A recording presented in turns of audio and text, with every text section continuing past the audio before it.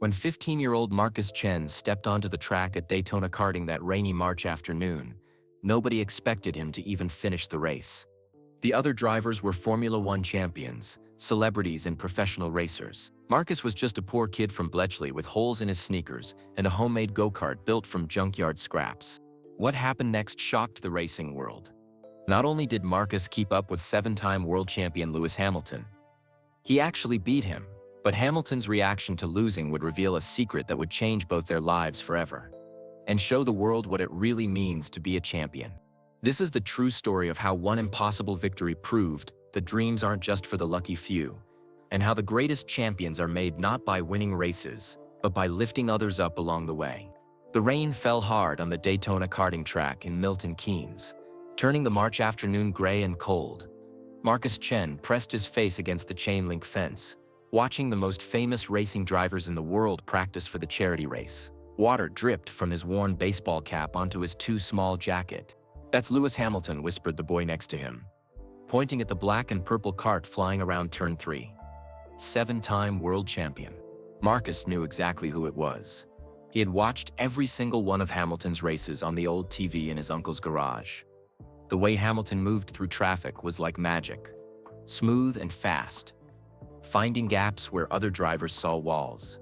Marcus's sneakers had holes that let in the cold rainwater. His jeans were hand-me-downs from a charity shop. But none of that mattered when he watched Hamilton race. For those few minutes, Marcus could forget about the bills his mother couldn't pay and the kids at school who laughed at his free lunch tickets. "Excuse me." A woman in a bright yellow jacket ran toward the fence, looking worried. She had a clipboard and a headset around her neck. "We need one more driver for the race." Someone didn't show up. The small crowd of spectators looked around at each other. These were regular people who had paid £10 to watch famous drivers race for charity. None of them belonged on the track with world champions. "Anyone?" the woman asked again. "We start in 20 minutes. Marcus's heart pounded like a drum. His mouth felt dry. Before he could stop himself, his hand shot up in the air. "I can do it," he said, his voice cracking. The woman looked at him. Marcus was small for 15, with messy black hair and nervous brown eyes. He looked more like someone who needed charity than someone who could race against Lewis Hamilton. "How old are you, son?" she asked. 15. "I have experience." This was sort of true. Marcus had built his own go-kart from junkyard parts. He raced it in empty parking lots when no one was watching. The woman checked her watch. "Do you have a racing license?" Marcus's heart sank. "No." "It's okay," said a deep voice behind him. Marcus turned around and nearly fainted. Lewis Hamilton was standing right there, still wearing his racing suit. Raindrops sparkled on his helmet. "This is a charity event," Hamilton said to the woman. "We can make an exception." "What's your name, kid?" "Marcus Chen," he managed to whisper. Hamilton smiled. "Well, Marcus Chen, looks like you're about to have the ride of your life." 20 minutes later, Marcus sat in a real racing kart for the first time. His borrowed helmet was too big and kept sliding down over his eyes. The racing suit hung loose on his thin frame. His hands shook as he gripped the steering wheel. The other drivers looked like they belonged there. Hamilton adjusted his gloves with calm confidence. Lando Norris chatted with his mechanic about tire pressure. Gordon Ramsay practiced his racing lines, looking serious and focused. Marcus felt like he was going to throw up. "You okay there, Marcus?" Hamilton pulled his kart up beside him on the starting grid. Even through the helmet, his voice sounded kind. "I'm scared," Marcus admitted. "Good," Hamilton said. "Fear keeps you sharp. But don't let it stop you from being brave." The race director raised the green flag. 15 karts roared to life around the wet track. Marcus got a terrible start. By the first turn, he was already last place. The other drivers were so much faster and smoother. Their karts danced through the corners while Marcus fought just to keep his pointed in the right direction. "Take your time," he heard Hamilton say over the radio. "Learn the track, find your rhythm." Lap after lap, Marcus stayed in last place. But something strange was happening. The kart started to feel more natural. The wet track that made other drivers nervous felt familiar to Marcus. He had practiced on his homemade go-kart in rain, snow, and ice behind his apartment building. On lap 8, Marcus passed his first kart. The crowd cheered, probably just being nice to the underdog kid. But Marcus felt a spark of hope. Lap 10, 2 more passes. Lap 12. He was in the middle of the pack. The rain got heavier. Other drivers slowed down, being careful not to crash. But Marcus had learned to drive on a kart with broken brakes and worn tires. Bad conditions didn't scare him anymore. Where did this kid come from? One of the TV announcers said. His voice carried across the track from the loudspeakers.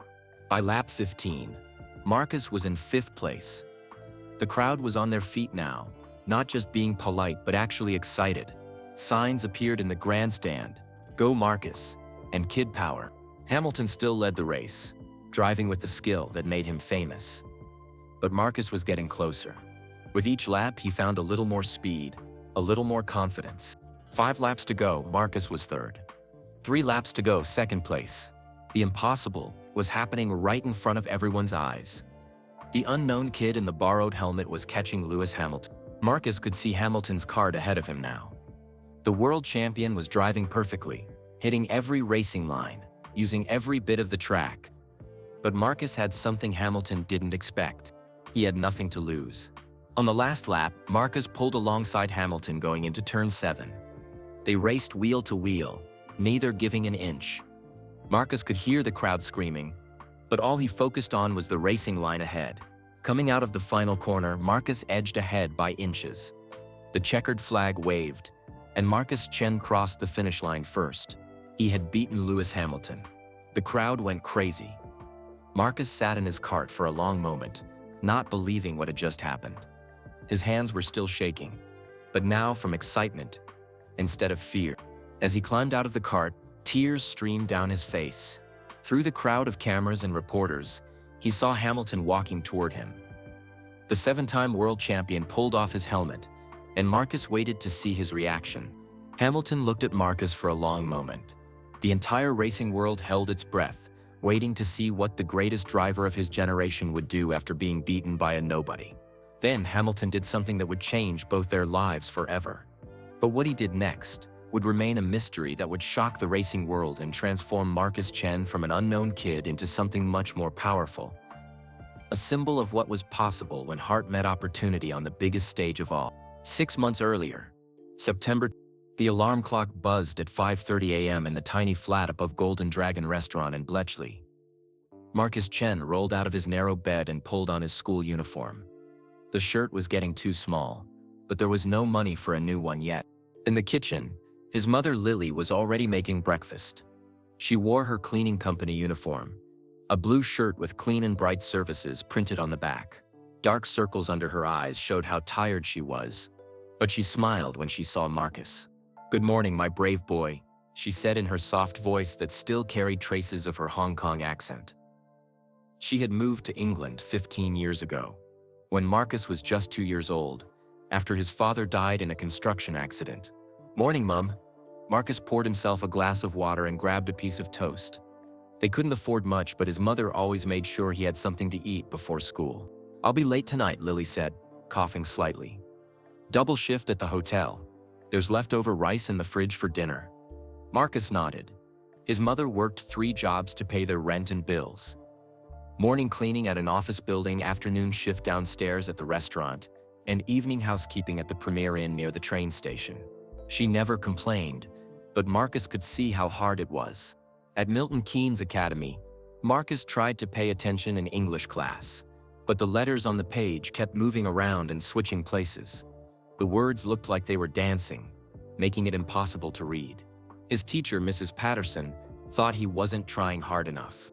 "Marcus Chen, please read paragraph 3 out loud," she said. Marcus stood up, his face turning red. The other students stared at him as he struggled with the simple words. Someone in the back row snickered. Marcus sat down quickly, feeling ashamed. At lunch, Marcus ate alone. His free school meal tickets marked him as one of the poor kids. The other students had money for pizza and chips from the cafeteria. Marcus had a sandwich made from yesterday's leftover rice and whatever his mother could find. "Hey, Rice Boy," called out Jake Morrison, the biggest kid in year 10. "Why don't you go back to China where you belong? I'm from England." Marcus said quietly. And I'm not Chinese, I'm… Same thing, Jake laughed. His friends joined in, making fun of Marcus's secondhand shoes and too small uniform.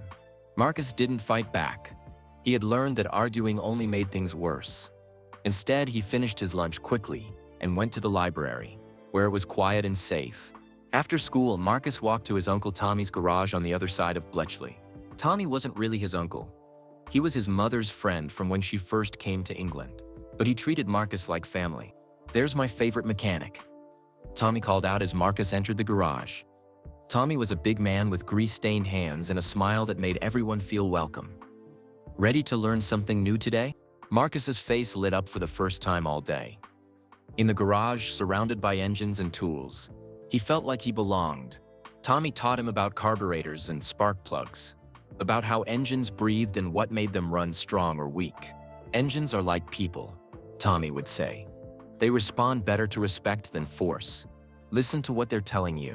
One day in October, a customer left behind a racing magazine called Autosport. While Tommy worked on a Ford Focus, Marcus flipped through the pages. He saw pictures of sleek Formula One cars racing around famous tracks like Silverstone and Monaco. Then he saw a photo that made his heart stop. Lewis Hamilton, climbing out of his Mercedes after winning the British Grand Prix. Hamilton was smiling and holding up the Union Jack flag. But what caught Marcus's attention was the story next to the picture. The article talked about Hamilton's childhood, how his family didn't have much money, how his father Anthony worked multiple jobs to pay for Lewis's karting, how they lived in a small apartment and sometimes had to choose between paying for racing or paying for food. "Uncle Tommy," Marcus said, showing him the magazine. "This driver grew up like me." Tommy looked at the article and nodded. "Lewis Hamilton, best driver in the world, some people say, started karting when he was 8 years old." That night, Marcus couldn't sleep. He kept thinking about Hamilton's story. Here was someone who came from nothing and became everything. Someone who proved that where you started didn't have to be where you finished. Marcus started visiting the library after school to read more racing magazines. He learned about karting, the first step for almost every Formula One driver. He watched old race videos on the library's computers, studying how Hamilton moved through traffic and found speed where others couldn't. An idea started growing in Marcus's mind. A crazy, impossible idea. What if he could build his own go-kart? Tommy's garage had a scrap pile behind the building where customers' old car parts went to die. Broken engines, bent wheels, rusty metal tubing. Most people saw junk. Marcus started seeing possibilities. "Can I have some of these old parts?" Marcus asked Tommy one day. "What for?" Marcus took a deep breath. "I want to build a go-kart." Tommy raised his eyebrows. "That's a big project for a 15-year-old. "I know, but I've been reading about it. Lewis Hamilton started with karting. Maybe I could try it too." Tommy looked at the hope in Marcus's eyes and smiled. "Tell you what, any parts from the scrap pile are yours. And I'll help you on weekends if you want." For the next 3 months, Marcus worked every day after school. He found an old lawnmower engine that still ran, shopping cart wheels that weren't too bent, metal tubing from a broken bed frame that someone had thrown away. Slowly, piece by piece, the go-kart took shape. It wasn't pretty. The frame was welded from mismatched metal. The seat was a plastic chair bolted to the chassis, and the engine coughed black smoke. But it was his. The first time Marcus got it running, he cried with happiness. The little engine puttered to life, and the cart rolled forward across the garage floor. It was the most beautiful sound he had ever heard. "She's not much to look at," Tommy said, wiping his hands on a rag. "But she's got heart." Marcus tested his creation in the empty parking lot behind their apartment building. Late at night, when no one was around, he would push the cart up the small hill and then fire it up for short runs across the cracked asphalt. It was terrifying and wonderful at the same time. The cart had no brakes except for his feet dragging on the ground. The steering was loose and the engine was weak. But for those few seconds when he was driving, Marcus felt free. He thought about Lewis Hamilton, probably sleeping in a mansion somewhere, surrounded by trophies and race cars worth millions of pounds. Then he looked at his homemade cart, built from garbage and dreams. The distance between them seemed impossible to cross. But Marcus had learned something important from his mother's example. Sometimes the impossible just took longer to achieve. As winter approached and the nights got longer, Marcus practiced whenever he could. His mother's cough was getting worse, and she looked more tired every day. The bills kept coming, and there never seemed to be enough money. But in the parking lot, racing his broken-down go-kart under the streetlights, Marcus allowed himself to dream of something bigger, something that seemed as distant as the stars but felt as real as the steering wheel in his hands. He didn't know that someone was about to change everything. Someone who would see potential where others saw only problems, and who would give Marcus a chance to prove that dreams weren't just for rich kids with fancy equipment. That chance was coming sooner than Marcus could imagine, in the form of a woman who understood that sometimes the fastest drivers came from the most unlikely places. It was a cold November evening when Jenny Walsh first saw Marcus racing his homemade go-kart. She had been driving home from the Buckmore Park karting track in Kent, where she taught kids how to race on weekends. Her headlights caught movement in the empty parking lot behind the apartment buildings in Bletchley. Jenny pulled over and watched in amazement. A teenage boy was racing a go-kart that looked like it was built from spare parts and determination. The kart had no proper brakes, wonky wheels, and an engine that sounded like it belonged on a lawnmower. But the way the boy drove it took her breath away. He was dancing the kart through imaginary corners, finding the perfect racing line even on cracked asphalt. His control was natural and smooth, like he had been born to race.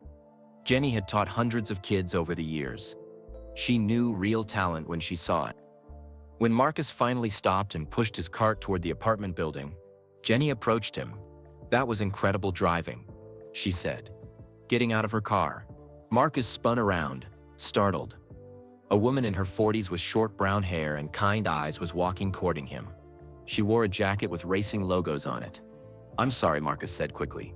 "I wasn't doing anything wrong. I was just—" "Hey, it's okay," Jenny smiled. "I'm not here to get you in trouble. I'm Jenny Walsh. I teach karting." She handed him a business card that read Second Chance Racing, giving kids a shot at their dreams. Marcus stared at the card like it was made of gold. "You teach racing?" "I do.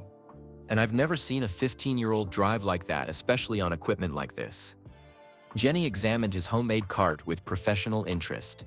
"Did you build this yourself?" "My Uncle Tommy helped. We used parts from his garage." Marcus felt proud and embarrassed at the same time. Jenny knelt down to look at the kart's construction. The welding was rough but solid. The steering system was creative, using parts from 3 different cars.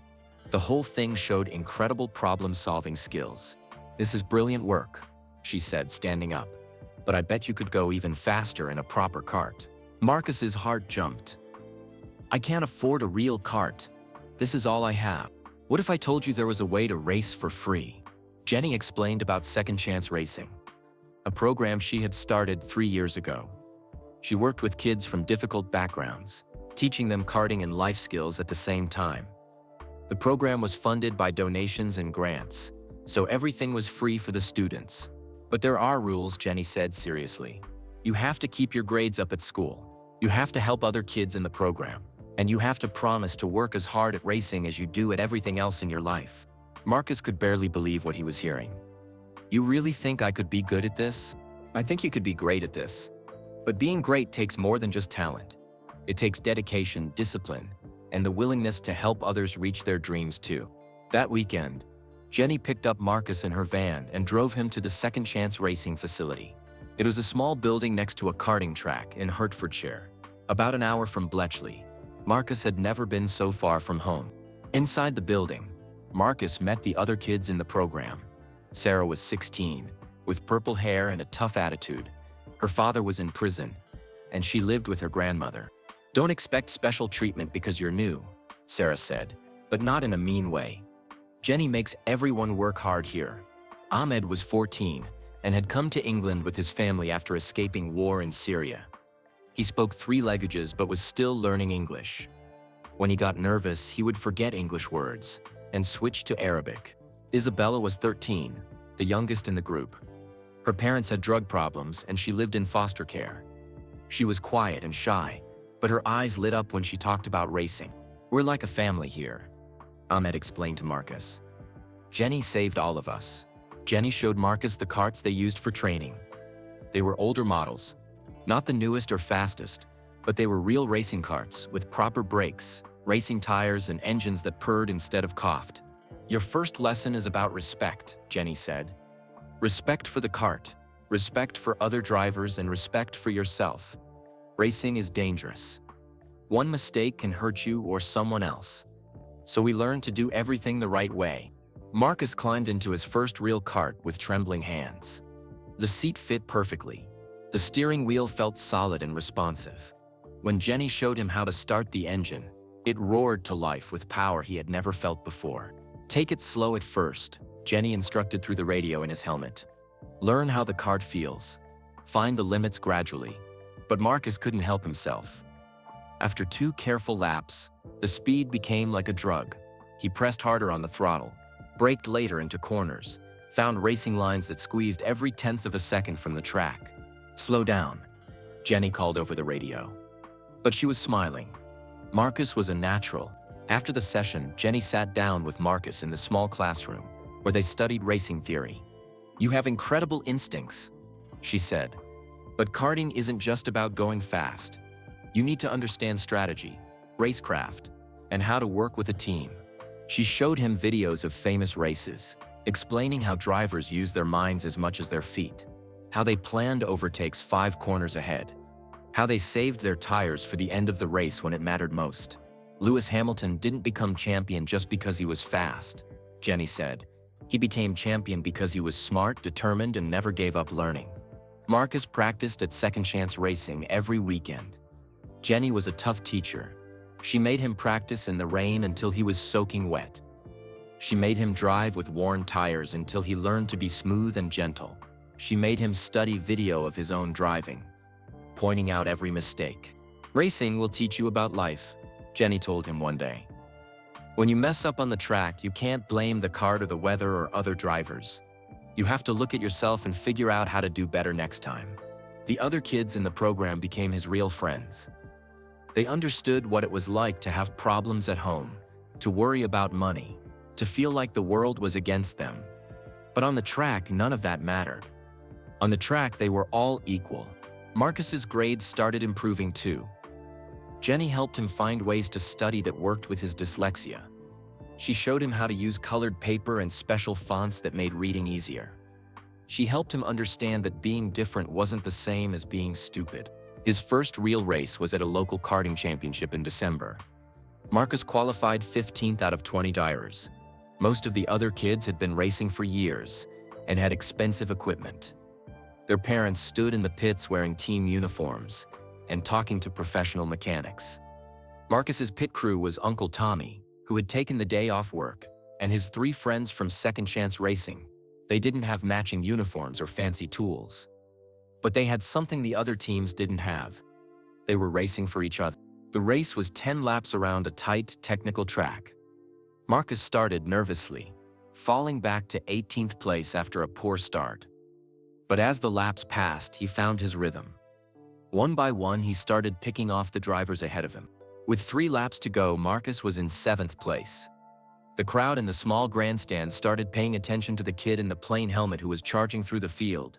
2 laps left. 5th place. Final lap. Marcus swept past 2 more karts and crossed the finish line in 3rd place. It was his first podium finish. As Marcus stood on the 3rd step, holding his small trophy, he looked out at the crowd and saw Uncle Tommy cheering. He saw his 3 friends from Second Chance Racing jumping up and down. He saw Jenny wiping away tears of pride. But the person he wanted to see most wasn't there. His mother was at work, like always, trying to earn enough money to keep their small family afloat. Marcus made a promise to himself that day. Somehow, some way, he would become good enough at racing to help his mother. Good enough to make her proud. Good enough to prove that kids like him belonged on the same track as anyone else. That night, Marcus called his mother from Uncle Tommy's phone to tell her about the race. "I'm so proud of you, my brave boy," she said, her voice tired but happy. "Your father would have loved to see you race." As winter turned to spring, Marcus kept improving. He won his first race in February at a track called PFI in Lincolnshire. By March, other drivers and teams were starting to notice the fast kid from the charity program. But Marcus stayed loyal to Second Chance Racing. And Jenny, who had given him his chance, He helped teach newer kids in the program, showing them what Jenny had taught him about respect and determination. One day, Jenny pulled Marcus aside after practice. "There's something special coming up," she said, holding an official-looking envelope. "A charity race with real Formula One drivers. Lewis Hamilton will be there." Marcus's heart nearly stopped beating. "I think you're ready for something like this," Jenny continued. "But the decision is yours. Are you brave enough to race against your hero?" Marcus thought about his homemade go-kart, still sitting in Uncle Tommy's garage. He thought about his mother, coughing more every day but never complaining. He thought about all the kids who had told him he didn't belong, that he should give up, that dreams were for other people. "Yes," he said, his voice steady for the first time in months. "I'm ready." But as March arrived and the charity race approached, Marcus had no idea that his invitation hadn't come by accident. Someone had been watching him, someone who believed in giving talented kids a chance to prove themselves on the biggest stage possible. Someone who understood that the best champions weren't just fast drivers, but people who lifted others up along the way. The invitation that would change Marcus's life forever was about to arrive. But the real surprise was who had arranged it all. The letter arrived on a Tuesday morning in early March, delivered by special courier to Marcus's school. Mrs. Patterson called him out of math class, looking confused and slightly impressed. "This came for you," she said, handing him a thick white envelope with gold lettering. "It looks quite important." Marcus's hands shook as he read the return address. Daytona Karting Championship Series, Celebrity Charity Grand Prix. Inside was a formal invitation printed on heavy paper that felt expensive between his fingers. "Dear Mr. Chen, you have been selected to participate in the annual Celebrity Charity Grand Prix at Daytona Karting, Milton Keynes, on Saturday, March 6th. This exclusive event features Formula One drivers, international celebrities, and rising young talents competing to raise funds for Great Ormond Street Hospital.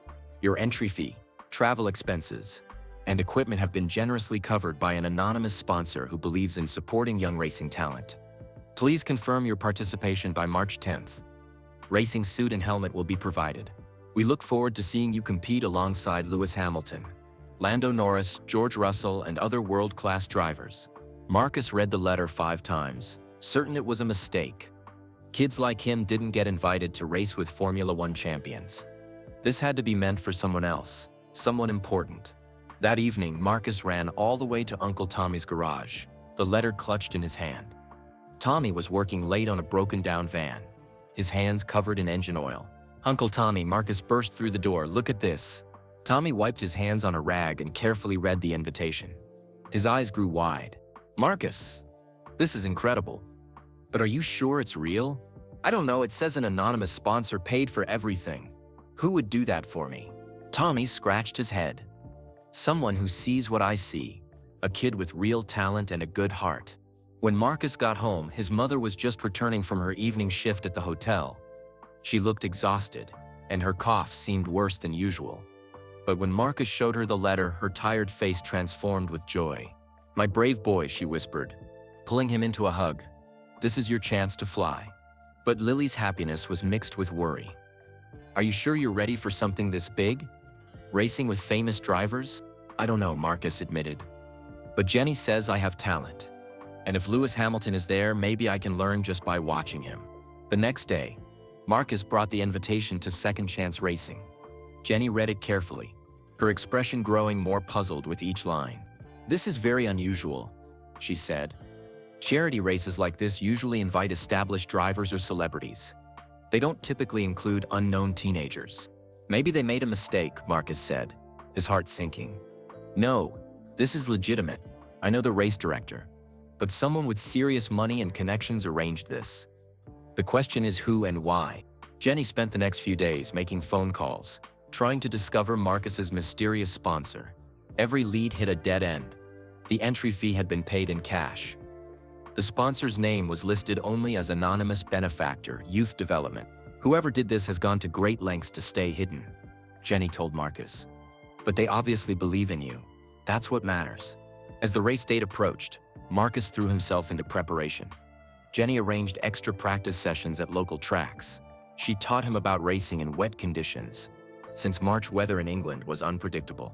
"The other drivers will have more experience and better equipment," Jenny explained. But you have something they might not have: hunger. Use that. Marcus studied videos of Daytona karting track until he knew every corner by heart. He practiced his starts over and over, trying to imagine what it would feel like to line up next to Lewis Hamilton on a real starting grid. But his preparation was interrupted by devastating news. His mother collapsed at work one evening, coughing up blood. Uncle Tommy rushed her to Milton Keynes Hospital while Marcus was at racing practice. When Jenny brought Marcus to the hospital, he found his mother in a bed surrounded by machines and tubes. Her face was pale and she looked smaller than he had ever seen her. "The doctors want to run tests," she told him weakly. "Something about my lungs." Dr. Sarah Mitchell, a young physician with gentle eyes, pulled Marcus aside in the hallway. "Your mother has been sick for a while, hasn't she?" Dr. Mitchell asked. Marcus nodded. "She coughs all the time, but she says it's just a cold that won't go away. We need to do some scans. There might be something serious going on. Has she been exposed to chemicals at work?" Marcus thought about his mother's cleaning jobs, all the strong chemicals she used every day for years. His stomach felt sick. "Will she be okay?" he asked. Dr. Mitchell hesitated.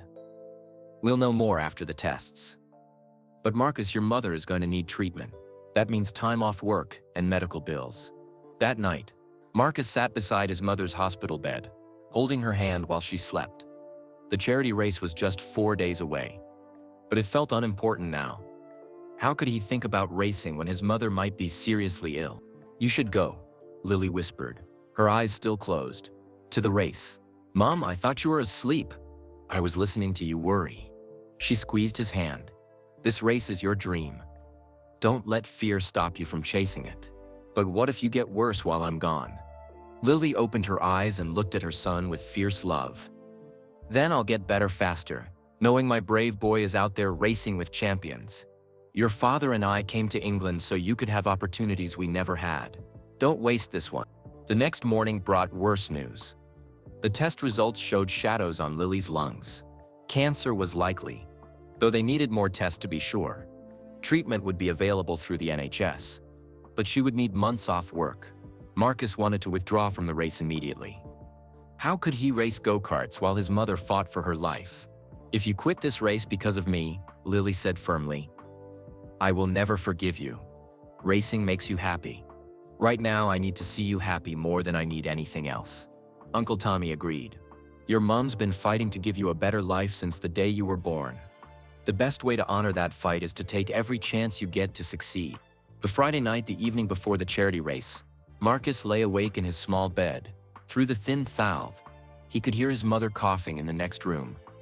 Tomorrow he would line up on a starting grid next to Lewis Hamilton, his hero since he discovered racing 6 months ago. Part of him felt like a fraud. He was just a poor kid with a sick mother and a homemade go-kart. What business did he have racing against world champions? But another part of him remembered Jenny's words. "The kart doesn't care about your bank account. It only cares about your courage." Marcus thought about all the people believing in him. Jenny, Uncle Tommy, his friends from Second Chance Racing, and most of all his mother fighting cancer in a hospital bed. He thought about his anonymous sponsor, whoever they were, who had given him this impossible opportunity. As he finally drifted off to sleep, Marcus made a decision. Tomorrow, he wouldn't just race to avoid embarrassing himself. He would race to win, to prove that dreams weren't just for rich kids with famous parents. He would race for his mother, who had sacrificed everything to give him a chance at a better life. He would race for every kid who had ever been told they didn't belong, that they weren't good enough, that they should give up their dreams and be realistic. And somehow, some way, he would find the courage to compete with the greatest driver in the world. But Marcus had no idea that his mysterious sponsor had been watching him long before that first invitation arrived.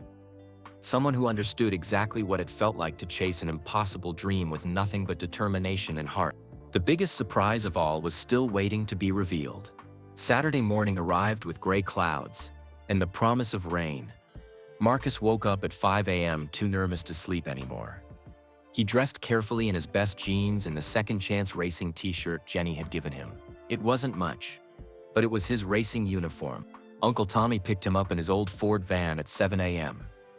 Jenny sat in the passenger seat clutching a folder full of track notes and strategy tips. Marcus's friends from Second Chance Racing, Sarah, Ahmed and Isabella crowded into the back with him, all wearing matching t-shirts that said Team Marcus on the front. "You nervous?" Sarah asked, as they drove through the early morning traffic. "Terrified," Marcus admitted. "Good," Ahmed said in his careful English. "My father used to say fear is just excitement wearing a disguise." When they arrived at Daytona Karting, Marcus's jaw dropped. The facility looked like something from television. Professional racing trailers lined the paddock. Camera crews set up equipment everywhere. A red carpet led to the main building, where photographers waited for celebrity arrivals.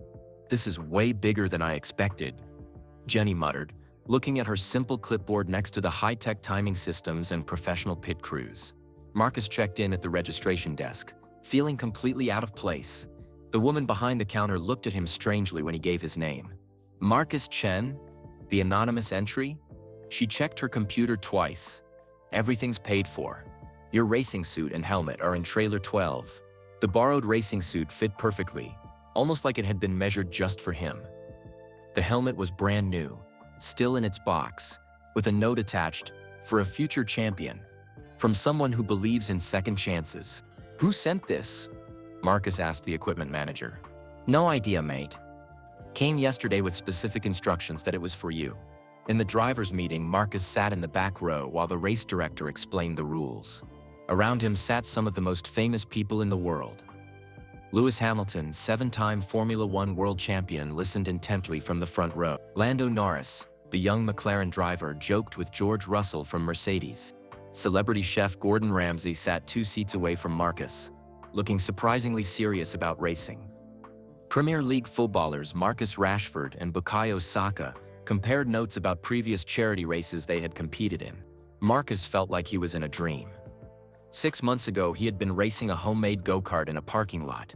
Now he was in the same room as his heroes, preparing for the same race. The weather forecast shows rain throughout the afternoon, the race director announced. "Track conditions will be challenging. Drive safely, gentlemen.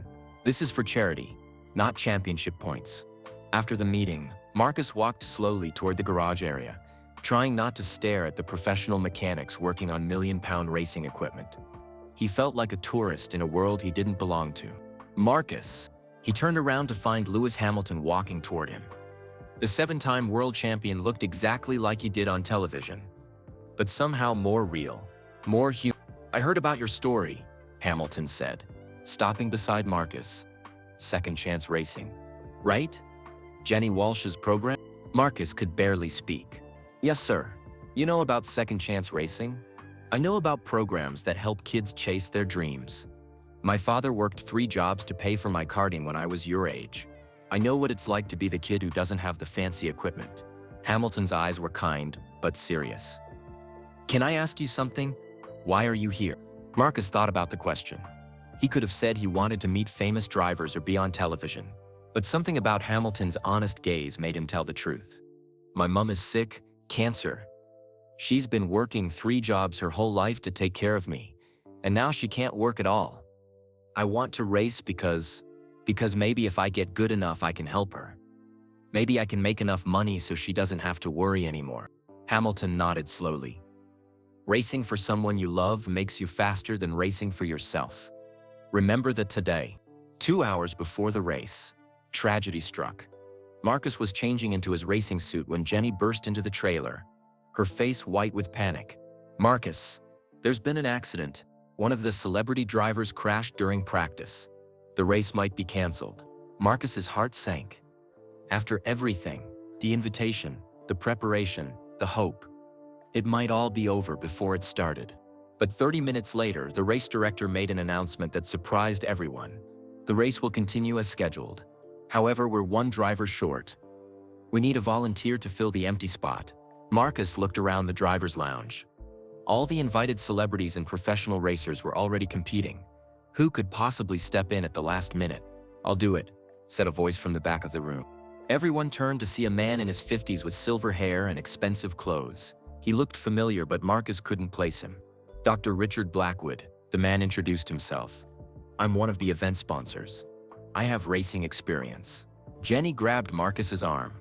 "I know that name," she whispered. "He's a businessman from London. Very wealthy. But why would he want to race? As the drivers headed to their karts for the pre-race warm-up, Marcus overheard Dr. Blackwood talking quietly with the race director. "Make sure the boy gets a fair chance," Blackwood was saying. "Don't let anyone intimidate him or push him around. He belongs here as much as anyone else." Marcus realized Dr. Blackwood was talking about him. But how did this stranger know anything about Marcus's situation? The warm-up session went badly. Marcus spun twice on the wet track and finished last in the practice times. The professional karts were much more powerful than anything he had driven at Second Chance Racing. The steering was sharper, the brakes stronger, the engine more responsive. "I can't do this," Marcus told Jenny as he climbed out of the kart. "I'm going to embarrass myself in front of everyone." "Listen to me," Jenny said firmly. "You didn't come this far to only come this far. Those other drivers have better equipment and more experience. But they don't have what you have." "What do I have?" "Heart. And sometimes heart beats everything else." As the drivers lined up for the race start, Marcus felt sick to his stomach. Rain was falling steadily now, making the track treacherous. Steam rose from the hot engines as 20 karts waited for the green flag. Hamilton was on pole position, having recorded the fastest practice time. Marcus was dead last in 20th place, exactly where his practice times put him. "Remember," Jenny's voice crackled through his radio, "you're not racing against them. You're racing for your mom, for Uncle Tommy, for all of us who believe in you." Marcus looked up at the grandstand and saw a small section where his friends from Second Chance Racing held a banner. "Go Marcus, dream big." Dr. Blackwood's kart was directly in front of Marcus on the starting grid. As they waited for the green flag, Blackwood turned around and gave Marcus a thumbs up. There was something in the older man's eyes, a sadness mixed with hope that Marcus didn't understand. The race director raised the green flag. 20 karts roared toward the first corner in a cloud of spray and burning rubber. Marcus got a terrible start and fell even further behind. By the end of the first lap, he was nearly 10 seconds behind the leader. The gap seemed impossible to close. But as the laps ticked by, something began to change. The wet track that made other drivers nervous felt familiar to Marcus. He had learned to race in all conditions on his homemade go-kart. Rain, snow, ice. Uncle Tommy had taught him that a good driver could find speed anywhere. Slowly, carefully, Marcus began picking off the drivers ahead of him. First, the celebrities who were racing for fun. Then some of the professional drivers who were being too cautious in the wet conditions. "Marcus is on the move," announced the television commentator. "This unknown teenager is charging through the field like he's been racing with champions his whole life." By half distance, Marcus was in 10th place. The crowd was starting to pay attention to the kid in the plain helmet who was making passes that took their breath away. "Where did you learn to drive like that?" Hamilton's voice came over the radio on the driver's channel, sounding genuinely impressed. "My Uncle Tommy's parking lot," Marcus replied without thinking, making Hamilton laugh out loud. With 10 laps to go, Marcus reached 5th place. With 5 laps remaining, he was 3rd. The professional drivers who had barely noticed him before were now watching their mirrors nervously. Dr. Blackwood, driving in the middle of the pack, seemed to be racing defensively, helping Marcus by blocking other drivers who tried to slow him down. It was almost like the mysterious businessman was working as Marcus's teammate. 3 laps to go. Marcus passed George Russell for 2nd place. Now it was just him and Lewis Hamilton, the 7-time world champion who had inspired him to start racing. The gap was 2 seconds and closing fast. "This is unbelievable," the TV announcer shouted. "Marcus Chen, a 15-year-old from a charity racing program, is catching Lewis Hamilton. 2 laps remaining." Marcus found a better line through the chicane and pulled the gap down to 1 second. He could see Hamilton's kart clearly now, the world champion driving with all the skill that had made him famous. But Marcus had learned something important from Uncle Tommy. Engines responded to respect, not force. He wasn't trying to beat the kart into submission. He was working with it, finding speed through smoothness instead of aggression. Final lap. Marcus pulled alongside Hamilton entering the back straight. They raced wheel to wheel, neither driver giving an inch. The crowd was on its feet, hardly believing what they were seeing. Into the final corner, Marcus found a line that Hamilton hadn't expected.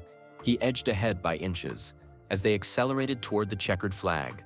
Marcus Chen crossed the finish line first, beating Lewis Hamilton by 0.3 of a second. The roar from the crowd was deafening. Marcus sat in his cart for a long moment, not believing what had just happened.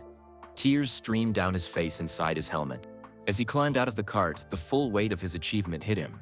He had just beaten Lewis Hamilton, his hero, his inspiration, the driver he had watched on Uncle Tommy's television for months. Through the crowd of cameras and reporters, Marcus saw Hamilton walking toward him. The 7-time world champion had removed his helmet, and his expression was impossible to read. The entire racing world watched to see how Hamilton would react to being beaten by a complete unknown.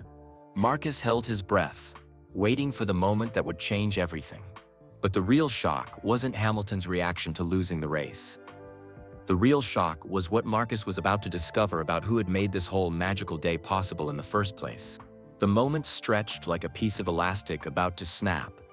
Marcus stood beside his cart, rain dripping from his helmet, watching Lewis Hamilton walk toward him through the crowd of cameras and reporters. The entire racing world waited to see how the 7-time champion would react to being beaten by a nobody. Hamilton's face was serious, unreadable. Marcus felt his stomach twist into knots. Had he somehow cheated? Done something wrong? Made Hamilton angry by winning when he wasn't supposed to? Then Hamilton did something that surprised everyone. He started clapping. Slowly at first, then faster, until he was applauding with genuine joy. The crowd joined in, creating a thunder of appreciation that echoed across the wet karting track.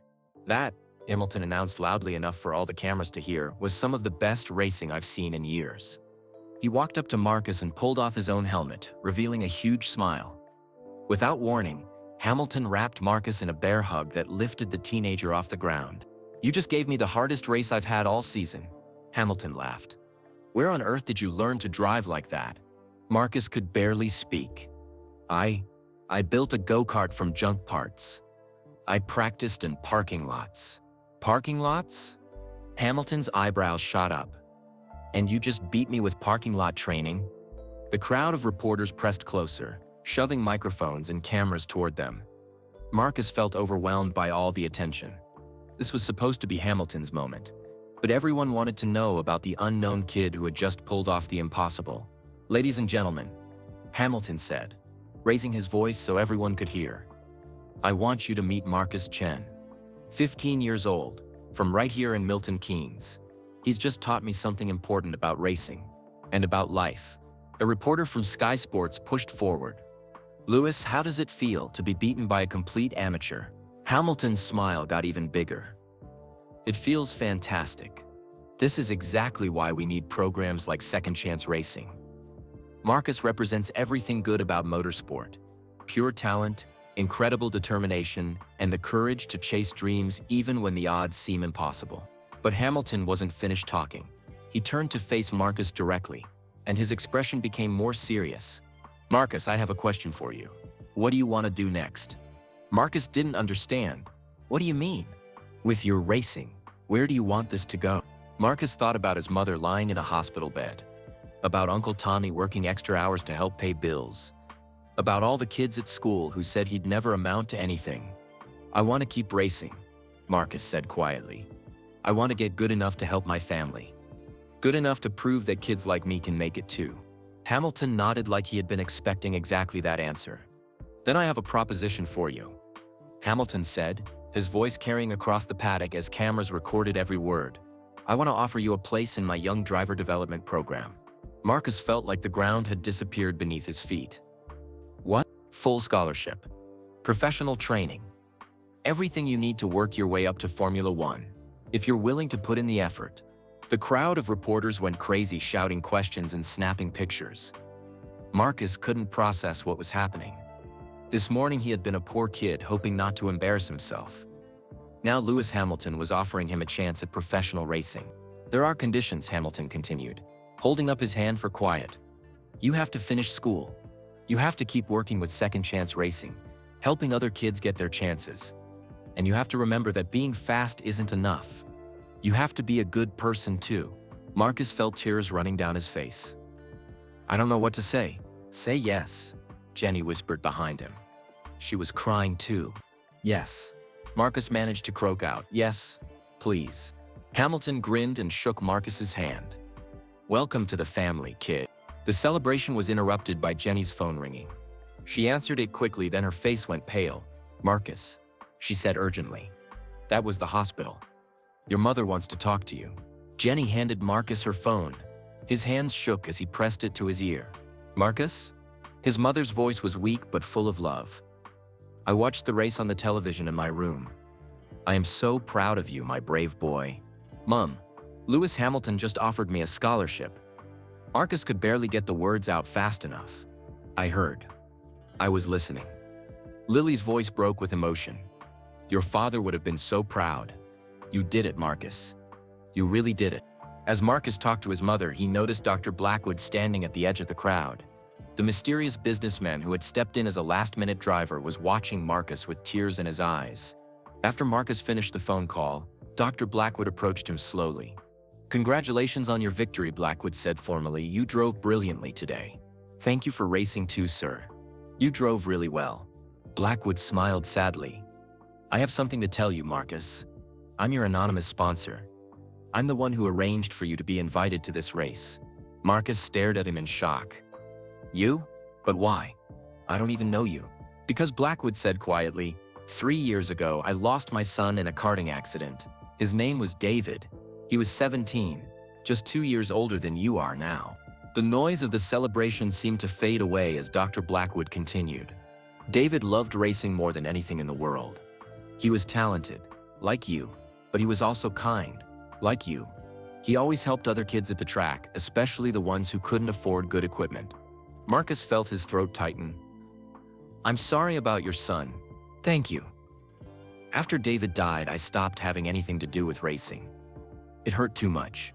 But 6 months ago, someone told me about a program called Second Chance Racing. About kids who were learning to race despite having difficult lives." Dr. Blackwood looked directly at Marcus.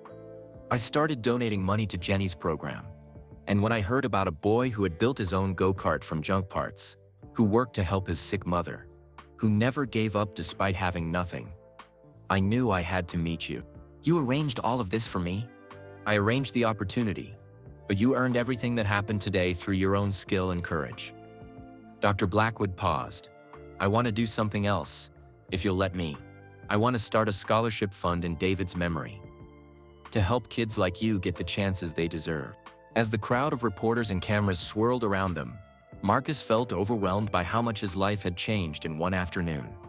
This morning he had been a scared kid, hoping not to crash. Now he had beaten Lewis Hamilton, earned a scholarship to a professional racing program, and discovered that his mysterious sponsor was a grieving father who saw hope in Marcus's dreams. But the biggest surprise was still coming. As the celebration continued and Marcus signed autographs for young fans who now saw him as their hero, he had no idea that the real mastermind behind this entire day was someone he had only just met. Someone who had been watching him long before anyone else knew his name. Someone who understood that the best champions weren't just fast drivers, but people who lifted others up and gave them chances to succeed. The truth about who really arranged Marcus's invitation would shock him more than winning the race itself. 3 weeks after the charity race, Marcus's life had turned completely upside down. Video of his victory over Lewis Hamilton had been watched over 10 million times on social media. Racing magazines wanted interviews. Young kids at school who used to ignore him now asked for autographs. But Marcus barely noticed the attention. His mother was back in the hospital for more tests, and the news wasn't good. "The cancer has spread a little," Dr. Mitchell explained gently to Marcus and Uncle Tommy in the hospital waiting room. "We caught it early, but Lily will need chemotherapy. She'll be very sick for the next few months." Marcus felt like his world was crashing down. Just when everything seemed to be going right, the most important person in his life was fighting for survival. "Can she beat it?" Marcus asked, his voice barely a whisper. "The doctors think so," Dr. Mitchell said. "But it will be a hard fight. She'll need lots of support from people who love her." That evening, Marcus sat beside his mother's bed, holding her thin hand. Lily looked smaller and more fragile than ever, but her eyes still sparkled with determination. "Tell me about your training with Lewis Hamilton," she said weakly. "I want to hear about something happy." Marcus had started training at Hamilton's private facility in Hertfordshire 2 days a week. The other days, he still attended school and worked with Jenny at Second Chance Racing. Hamilton had been true to his word. Everything was paid for, including his mother's medical bills, through a charity Hamilton quietly supported. The karts are incredible, Mom. So much faster than anything I've driven before. And Lewis, he's teaching me things I never imagined. Marcus told her about learning racecraft from one of the greatest drivers in history. How Hamilton showed him the difference between being fast and being smart. How to save energy during a race for when it mattered most. How to read other drivers and predict what they would do next. But the best part, Marcus said, is that he makes me help teach the younger kids. He says the best champions always give back. Lily squeezed his hand. Your father would be so proud, not just of your racing, but of the young man you're becoming. Over the following weeks, Marcus split his time between school, racing training, and hospital visits. His mother started chemotherapy, which made her very sick. Some days she could barely lift her head from the pillow. Other days she felt strong enough to ask about his racing progress. Marcus's schoolwork improved dramatically with Jenny's continued help with his dyslexia. His racing improved even faster under Hamilton's guidance. By May, Marcus was winning every karting race he entered. The racing community started paying serious attention. Talent scouts from Formula 3 teams watched his races. Sponsors asked about partnerships. Racing magazines wrote articles about the parking lot prodigy who had come from nowhere to beat a world champion. But Marcus stayed focused on two things: getting faster and taking care of his mother. One sunny Saturday in June, Marcus was training at Hamilton's facility when something strange happened. Hamilton pulled him aside after practice, looking unusually serious. Marcus, can I ask you something personal? Of course. The night before the charity race, where were you? Marcus thought back. At the hospital with my mom. She had just been diagnosed and I almost didn't come to the race. Hamilton nodded slowly. And the week before that? Also at the hospital. I spent most evenings there while she had her tests. Marcus looked confused. Why are you asking? Hamilton didn't answer directly. Instead, he asked another question. Do you remember seeing anyone else at the hospital? Anyone who seemed to be paying attention to you? Marcus thought hard.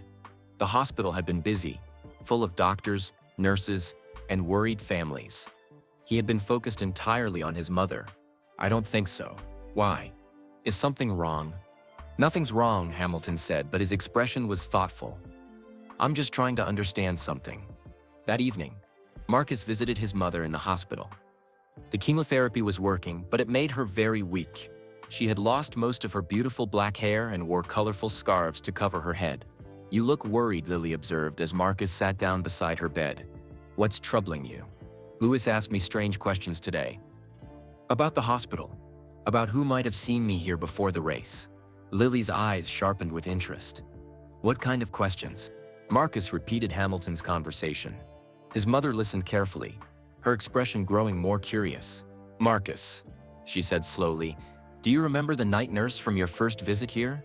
The young man who was so kind to us? Little. He talked to you about racing, I think. He did more than that. He asked about you, about your interests, about whether you had any hobbies. I told him about your go-kart and how much you loved racing. Lily paused. I thought it was just friendly conversation. But now what? What if someone at the hospital told other people about you? What if your invitation to the charity race wasn't as random as we thought?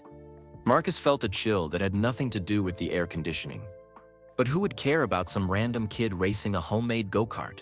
Before his mother could answer, there was a soft knock on the door. Dr. Mitchell entered, followed by someone Marcus didn't expect to see. Lewis Hamilton walked into the hospital room, wearing jeans and a simple t-shirt instead of his racing suit. He carried a large bouquet of flowers and looked nervous, like he wasn't sure he should be there. I hope it's okay that I came, Hamilton said to Lily. I wanted to meet Marcus's mother properly and to see how you're doing. Lily's eyes went wide with surprise and delight. Lewis Hamilton, in my hospital room. Please, call me Lewis. He handed her the flowers and pulled up a chair beside the bed. Marcus talks about you constantly. How hard you work. How much you've sacrificed for him. I wanted to thank you. Thank me? For what? Hamilton looked at Marcus, then back at Lily. For raising a son who races with his heart instead of just his head.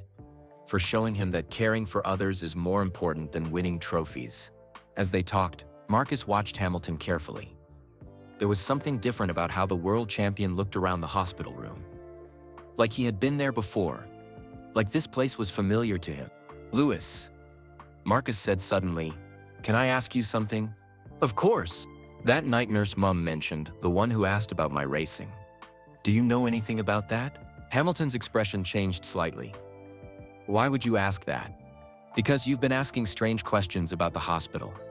And because something about this whole day feels planned. Like someone arranged for me to be at that charity race." Hamilton was quiet for a long moment. Lily watched him with sharp eyes, despite her illness. "Marcus," Hamilton said finally, "what if I told you that the best things in life happen when preparation meets opportunity?" "I'd say that doesn't answer my question." Hamilton laughed. "You're right, it doesn't." He looked at Lily, who nodded encouragingly. "The truth is, Marcus, I've been watching you longer than you think." Marcus felt his heart start racing. "What do you mean?" 3 months before the charity race, I was visiting this hospital. I do charity work with sick children sometimes, just quietly, without cameras or publicity. Hamilton's voice became softer, more personal. "I was walking through the cancer ward late one evening when I saw something that stopped me in my tracks. A teenage boy sitting beside his mother's bed, reading her racing stories from a magazine to help her fall asleep." Marcus's mouth fell open. He remembered that night. His mother had been scared about her first round of tests, and reading racing stories was the only thing that calmed her down. "The nurse told me about you," Hamilton continued. "How you worked multiple jobs to help pay bills. How you had built a racing car from junk parts. How you spent every free moment either working or taking care of your mother." Lily squeezed Marcus's hand, understanding flooding her eyes. "I was moved by what I saw," Hamilton said. "But I didn't want to intrude on a private family moment. Instead, I decided to investigate quietly." "You investigated me." "I learned about your homemade go-kart. I found out about Second Chance Racing and watched videos of you racing at local tracks. I saw raw talent that reminded me of myself at 15. Marcus felt like he was in a dream. "So you arranged the charity race invitation?" "I convinced the organizers to include you. I contacted Dr. Blackwood because I knew his story and thought he would want to help. I made sure Jenny's program received extra funding for your equipment." The room was completely silent except for the soft beeping of medical machines. "Why?" Marcus asked. "Why would you do all that for someone you didn't even know?" Hamilton leaned forward in his chair. "Because I saw something in you that night in this hospital room. Not just talent, but character. The way you cared for your mother, worked to support your family, never gave up despite the odds." He paused, looking emotional. "I saw the same hunger I had at 15. The same determination to succeed, not just for yourself, but for the people you love. I wanted to give you the same kind of chance someone gave me when I was your age." Marcus felt overwhelmed. Everything that had seemed like luck or coincidence had actually been Hamilton believing in him before they had ever met. "But I need you to understand something very important," Hamilton said seriously. "None of this would have mattered if you hadn't had the talent and courage to back it up. I gave you an opportunity, but you're the one who seized it." He stood up and looked Marcus directly in the eyes. "You beat me in that race fair and square. You earned everything that's happened since then. The scholarship, the attention, the opportunities coming your way. You've earned all of it." Lily spoke up from her hospital bed, her voice stronger than it had been in weeks. "Lewis, I don't know how to thank you for what you've done for my son." "Don't thank me," Hamilton replied. "Thank yourself for raising a son who races with his heart. That's something you can't teach, and it's something no amount of money can buy." As Hamilton prepared to leave, he turned back to Marcus one final time. "Your real racing career starts now. Are you ready for the hard work that comes next?" Marcus looked at his mother, fighting cancer with the same determination she had shown her whole life. He thought about Uncle Tommy, who had given him his first chance to work with engines. He thought about Jenny and Second Chance Racing, who had taught him that dreams were worth chasing.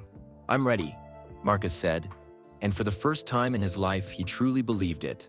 But as Hamilton walked out of the hospital room, Marcus realized that the most important lesson had nothing to do with racing technique or professional training. The most important lesson was that champions recognized other champions even when they were hidden in hospital rooms and parking lots, waiting for someone to believe in them. And sometimes, if you were very lucky, that someone turned out to be the greatest driver in the world. 6 months later, September, the roar of engines filled the air at Silverstone Circuit as Marcus Chen climbed out of his Formula 4 car after winning his third race of the season. The crowd cheered as he pulled off his helmet, revealing the huge smile that had become famous across the racing world. In just 6 months, Marcus had gone from unknown charity case to rising star. Hamilton's development program had fast-tracked him through karting into single-seater racing. Major sponsors were calling. Racing teams were interested. His story had inspired thousands of young people around the world. But the person Marcus looked for first in every victory celebration was his mother. Lily Chen stood at the pit wall, wearing a bright yellow scarf to cover her head where hair was slowly growing back. The chemotherapy had been brutal, but she was winning her fight against cancer. Dr. Mitchell said the latest scans looked promising. "My brave boy," Lily called out as Marcus jogged over to her. She looked healthier than she had in months, though still thin from treatment. "That was for you, Mum," Marcus said, lifting his trophy high in the air. Uncle Tommy appeared beside them, grinning from ear to ear. He now worked part-time as Marcus's mechanic, traveling to races in a proper team van instead of his old Ford. Jenny was there too, beaming with pride at how far her student had come. "The kid's getting too fast for his own good," Tommy laughed. "Pretty soon he'll be too important to remember us little people." "Never," Marcus said seriously. "You all made this possible." After the media interviews and sponsor meetings, Marcus found a quiet moment with Hamilton beside the team truck. His mentor had attended every one of Marcus's races, offering advice and encouragement. "Lewis, can I ask you something that's been bothering me? Always. That night at the hospital when you saw me with Mum, you said you were there visiting sick children. But I never saw you in the children's ward." Hamilton looked uncomfortable for the first time Marcus could remember. "What do you mean?" "I spent weeks at that hospital. I walked through every section looking for vending machines and quiet places to study. I never saw you with any kids." Hamilton was quiet for a long moment, watching mechanics pack up the racing equipment. "You're very observant," he said finally. "So where were you really?" Hamilton sighed deeply. "I was visiting someone in the adult cancer ward. Someone very important to me." Marcus felt his stomach tighten. "Who?" "My stepfather, Anthony. He raised me like his own son after my parents divorced. Taught me everything about racing, about life, about being a good man." Hamilton's voice became thick with emotion. He was dying of lung cancer. Marcus felt like the world had stopped spinning. "I didn't know. I'm so sorry. It's not public knowledge." Anthony wanted to keep his illness private. "But I was there every week, sometimes every day, watching him get weaker." Hamilton looked directly at Marcus. "The night I saw you reading racing stories to your mother, Anthony had just taken a turn for the worse. I was walking the halls, trying to clear my head, feeling hopeless about losing the man who made me who I am." Marcus could barely breathe as Hamilton continued. "Then I saw you with your mother, a 15-year-old boy who should have been out with friends or playing video games, but instead was sitting in a hospital room reading racing magazines to help his sick mother fall asleep." Tears were running down Hamilton's face now. "It reminded me of myself at your age, when Anthony first got me interested in racing. The way you cared for your mother, the way you were using racing stories to bring her comfort during the scariest time of her life, it gave me hope." Marcus understood now. "You arranged everything because of your stepfather. I arranged everything because you showed me that the next generation of champions was already out there, taking care of their families and chasing their dreams despite impossible odds." Hamilton wiped his eyes. "Anthony died 2 weeks after your charity race victory, but he watched it on television from his hospital bed. Seeing you win, seeing how happy it made you and your mother, it was one of the last things that brought him joy." The two of them stood in silence for several minutes watching the sun set over the famous Silverstone circuit. "I never told you this," Hamilton said eventually, "but the reason I hugged you so hard after that charity race wasn't just because you beat me. It was because in that moment you represented everything I love about racing. Pure talent, pure heart, pure determination to succeed against all odds." Marcus felt overwhelmed by the weight of Hamilton's trust and faith in him. "There's something else," Hamilton continued. Next year, I want you to join my official young driver program with Mercedes. Full factory support, Formula 3 entry, everything you need to reach Formula 1. Marcus's jaw dropped. Are you serious? Dead serious. But there's still one condition. What? You have to keep helping other kids through second chance racing. You have to remember where you came from and make sure other talented kids get their chances too. Marcus thought about Sarah, Ahmed, and Isabella, who were all progressing through the racing ranks thanks to the expanded Second Chance Racing program. Dr. Blackwood's scholarship fund had helped dozens of kids from difficult backgrounds discover their racing potential. I promise, Marcus said. I'll never forget. 2 months later, Marcus stood on the podium at the British Formula 4 Championship finale, holding the trophy for winning the championship in his first season. The crowd cheered as champagne sprayed everywhere. In the audience, his mother sat in a wheelchair, still weak from treatment, but smiling brighter than the sun. Uncle Tommy wore a team shirt with Chen Racing printed on the back. Jenny held a banner that read Second Chance Champions. Dr. Blackwood was there too, with his wife Margaret. They had become like grandparents to Marcus, supporting his racing career while helping expand the youth program in memory of their son David. But the person Marcus looked for first was Hamilton, standing at the back of the crowd with tears of pride in his eyes. After the ceremony, as Marcus changed out of his racing suit, he reflected on the incredible journey from parking lot go-kart to professional racing championship. Everything had started with one person believing in him before he even believed in himself. Hamilton approached as Marcus packed his gear. Ready for Formula 3 next year? Hamilton asked. Ready as I'll ever be, Marcus replied. But Lewis, I have to ask you something. What's that? Do you think your stepfather would have been proud of what we've accomplished? Hamilton smiled through his tears. Anthony always said that the measure of a champion isn't how many races they win, but how many people they inspire to chase their own dreams. He put his hand on Marcus's shoulder. You've inspired thousands of kids around the world to believe that anything is possible if they work hard enough and never give up. You've shown them that where you start doesn't determine where you finish. Hamilton paused, looking emotional. So yes, I think Anthony would have been incredibly proud. Not just of your racing, but of the young man you've become. As they walked out of the circuit together, Marcus realized that winning races and trophies was only part of being a champion. The real victory was using your success to lift up other people, to give them hope, to show them that dreams weren't just for the lucky few. His mother was getting stronger every day. Uncle Tommy's garage now sponsored 3 kids in Second Chance Racing. Jenny's program had expanded to 10 locations across the UK.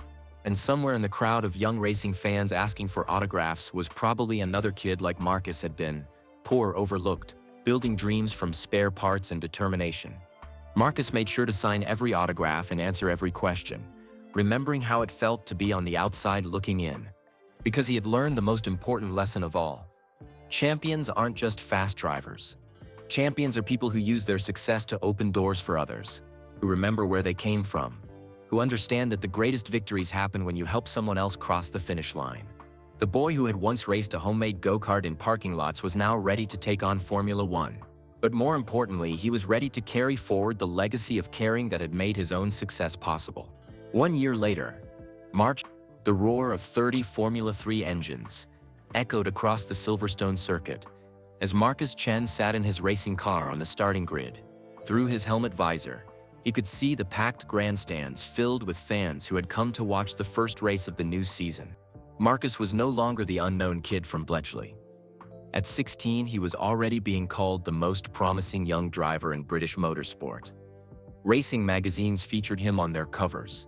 Television interviews followed every race weekend. Major Formula 1 teams were already asking about his future plans. But today felt different. Today was special for reasons that had nothing to do with championship points or prize money. In the VIP section of the grandstand, his mother Lily sat with Uncle Tommy and Jenny Walsh. Lily's hair had grown back curly and beautiful after her cancer treatment. The doctors said she was completely healthy now, with no signs of the disease that had nearly taken her life. Beside them sat Dr. Richard Blackwood and his wife Margaret. The scholarship fund they had created in their son David's memory now supported over 50 young drivers across England. 3 of them were racing in today's Formula 3 field. Sarah, Ahmed and Isabella were there too, wearing matching Team Marcus t-shirts. Sarah had just won her first karting championship. Ahmed was learning to be a racing mechanic. Isabella was working her way through the junior racing series, following exactly the same path Marcus had taken. But the person Marcus looked for most was standing at the pit wall, wearing the familiar Mercedes team uniform. Lewis Hamilton had come to watch his protégé's first race of the new season. "Radio check, Marcus," came Jenny's voice through his helmet. She was now his official race engineer, having learned the technical side of professional motorsport to stay with Marcus as he climbed the racing ladder. Loud and clear, Marcus replied. "How's the weather looking?" "Rain expected in 30 minutes. Just like that first day at the charity race?" Marcus smiled inside his helmet. Rain had become his specialty. Other drivers still struggled when conditions got difficult, but Marcus thrived in chaos. Uncle Tommy always said it was because he had learned to drive when everything was broken and nothing worked perfectly. The pace car pulled away, leaving the Formula 3 field alone on the grid. Marcus's teammate in the Mercedes Junior program sat in third place, having qualified much better than Marcus's 8th position. "Remember," Hamilton's voice came over the team radio, "this isn't about winning today.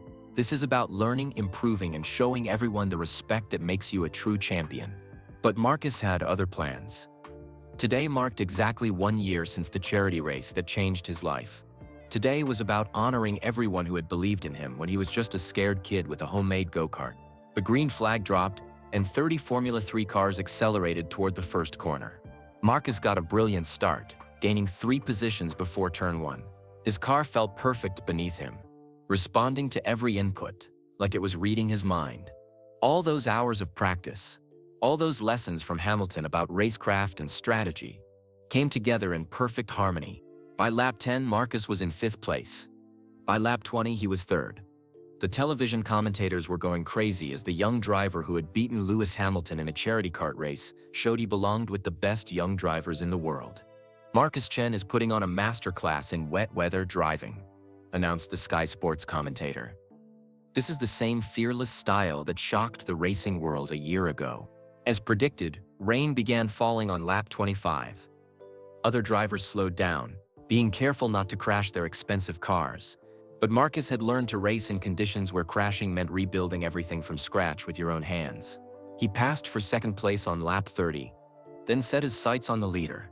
In the Mercedes pit, Hamilton watched the timing screens with growing excitement.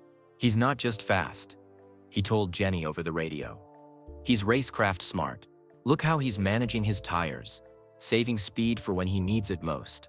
"He learned from the best," Jenny replied, glancing at Hamilton with gratitude. With 5 laps to go, Marcus caught the race leader. They battled wheel to wheel through the high-speed corners of Silverstone, 2 young drivers pushing each other to new levels of performance. "This is what racing is about," Hamilton shouted to no one in particular. "Pure competition, pure skill, pure heart." Marcus made his winning move with 2 corners to go. It was the same type of late-braking, inside-line pass he had used to beat Hamilton in the charity race. Bold, calculated, and perfectly executed. He crossed the finish line with his fist pumping in the air, winning his first Formula 3 race at the same track where his hero had won so many Formula 1 victories. As Marcus climbed out of his car in the winner's circle, he was surrounded by cameras and reporters. But he only had eyes for the people in the grandstand who had made this moment possible. His mother was crying tears of joy. Uncle Tommy was jumping up and down like a teenager. Jenny was wiping her eyes with her Second Chance Racing shirt. Dr. and Mrs. Blackwood were holding hands, remembering their own son who would have loved to see this day. And Lewis Hamilton was walking toward the podium with the biggest smile Marcus had ever seen. "How does it feel to win at Silverstone?" a reporter asked as Hamilton approached. "It feels like watching the future of Formula 1. Hamilton replied. "Marcus represents everything good about our sport: talent, determination, and the understanding that racing is about more than just crossing the finish line first." On the podium, Marcus held his trophy high as the British national anthem played. 1 year ago, he had been reading racing magazines in Uncle Tommy's garage, dreaming of moments like this. Now he was living those dreams, but with something even more valuable. He was living them with the people he loved most in the world watching him succeed. After the ceremony, Marcus found Hamilton waiting for him in the quiet area behind the garages. "Lewis, I need to tell you something," Marcus said. "I finally understand why you did everything for me." "Oh, what's that?" "It wasn't just about giving me a chance to race. It was about showing me that success means nothing unless you use it to help other people achieve their dreams too." Hamilton's eyes sparkled with pride. "Explain."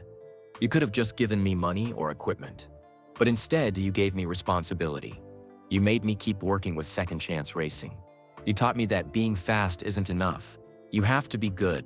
Marcus paused, looking at all the young fans pressed against the fence, hoping for autographs. "Every time I sign an autograph for a kid who reminds me of myself, I understand a little more. You didn't just make me a better driver. You made me a better person." Hamilton nodded slowly. "Anthony used to tell me that champions are temporary, but the people you inspire last forever. You've inspired more people in 1 year than most drivers do in entire careers. Because you showed me how." "No, Marcus. Because you had it in you all along. I just helped you see it." As they walked back toward the team area, Marcus noticed a young boy pressed against the fence, wearing a homemade t-shirt with "Future Champion" written in marker. The boy looked about 10 years old, with second-hand clothes and hopeful eyes that reminded Marcus exactly of himself. Marcus walked over to the fence and handed the boy his race-worn gloves. "Keep working hard," Marcus told him. "And never let anyone tell you that dreams are only for other people." The boy's face lit up like Christmas morning. "Thank you. I'm going to be just like you someday." "Be better than me," Marcus said with a grin. "That's what champions do. They inspire the next person to go even further." Hamilton watched the exchange with deep satisfaction. The cycle was continuing. Marcus was already becoming the kind of champion who lifted others up, just like Anthony had taught Hamilton to do, just like Hamilton had taught Marcus. That evening, Marcus sat beside his mother's bed at home. Not in a hospital this time, but in their new flat that his racing success had helped them afford. It wasn't fancy, but it was theirs. And it was safe, and it was filled with love. "Tell me about the race again," Lily said, even though she had watched every lap on television. Marcus described the feeling of racing at Silverstone, of competing with the best young drivers in the world, of standing on the same podium where his heroes had celebrated their victories. "But you know what the best part was?" Marcus said. "What?" "Looking up at the grandstand and seeing you there, healthy and happy, cheering for your son who learned to chase his dreams because you taught him never to give up." Lily squeezed his hand, just like she had in all those hospital rooms a year ago. "Your father would have been so proud," she whispered. "Not just of your racing, but of your heart." As Marcus drifted off to sleep that night, he thought about the incredible journey that had brought him here. From a homemade go-kart built from junk parts to winning Formula 3 races at Silverstone. From a scared kid who couldn't read properly to a young man being called the future of British motorsport. But the real victory wasn't the trophies or the fame or the money. The real victory was understanding that champions were made not just by winning races, but by using those victories to create opportunities for others. Tomorrow, Marcus would return to Second Chance Racing to help teach a new group of kids who reminded him of himself. Kids with big dreams and small budgets. Kids who needed someone to believe in them before they could believe in themselves. Just like Lewis Hamilton had believed in him that night in the hospital, when Marcus was just a scared teenager reading racing stories to his sick mother. The secret that had taken Marcus a full year to understand was finally clear. The greatest champions weren't just fast drivers. They were people who recognized potential in others and did whatever it took to help that potential bloom. We'd love to know where you're listening from. Drop a comment below and tell us your city or country. It's amazing to connect with viewers from all around the world who believe in the power of dreams and determination. If this story inspired you or touched your heart, please hit that like button to help us reach more people who need to hear that anything is possible with hard work and the right support. Don't forget to subscribe to our channel for more incredible true stories about people who overcame impossible odds to achieve their dreams.